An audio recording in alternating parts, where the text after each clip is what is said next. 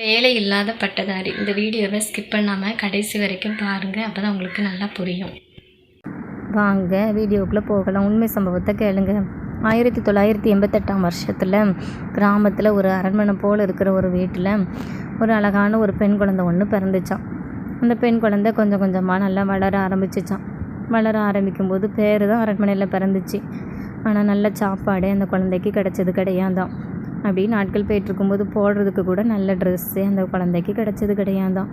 நோய் எதிர்ப்பு சக்தி கம்மியினால் அடிக்கடி அந்த குழந்தைக்கு உடம்பு சரியில்லாமல் இருக்குமா.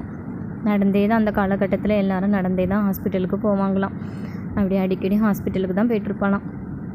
அப்படின்னு நாட்கள் நகர்ந்து போய்கிட்டே இருக்கும்போது தன்னுடைய பள்ளி படிப்பை படிக்கிறதுக்காண்டி பக்கத்து ஊரில் சைக்கிள்லையே போய் தன்னுடைய பள்ளி பருவத்தையும் நல்ல முறையில் படித்து முடித்தாலாம். சும்மா இருக்கல. அதுக்கப்புறம் டிகிரி பட்டத்தை ஹாஸ்டலில் தங்கியிருந்து நல்ல முறையில் படித்து முடித்தாலாம். வேலையே கிடைக்கலையாம். ஆனாலும் ப்ரைவேட் வேலையே பார்த்துக்கிட்டே இருந்தாலாம். திருமணமும் அவளுக்கு நடந்துச்சான். நடந்து முடிஞ்சு ஒரு வருஷத்துக்குள்ளே அவளுக்கு ஒரு அழகான ஒரு ரெட்டை குழந்தை பிறந்துச்சான். அந்த குழந்தையும் படு சுட்டியாக வளர்ந்து வந்தாங்களாம். இந்த சின்ன வயசில் போடுறதுக்கு நல்ல ட்ரெஸ்ஸே இல்லை, நல்ல சாப்பாடு கிடையாது. ஆனால் அந்த பொண்ணுக்கு இப்போது நல்ல ஒரு சாப்பாடு, நல்ல ட்ரெஸ்ஸு, நல்ல அந்த குடும்பமே ரொம்ப மகிழ்ச்சியாக வாழ்ந்துச்சான். இந்த கதையில் வந்த பொண்ணு யாருன்னு பார்த்தீங்கன்னா நான் தான்.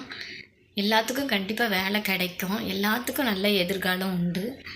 இந்த கதை பிடிச்சிருந்துச்சுன்னா, இந்த வீடியோ உங்களுக்கு பிடிச்சிருந்துச்சுன்னா, யூஸ்ஃபுல்லாக இருந்துச்சுன்னா சப்ஸ்கிரைப் பண்ணுங்கள்.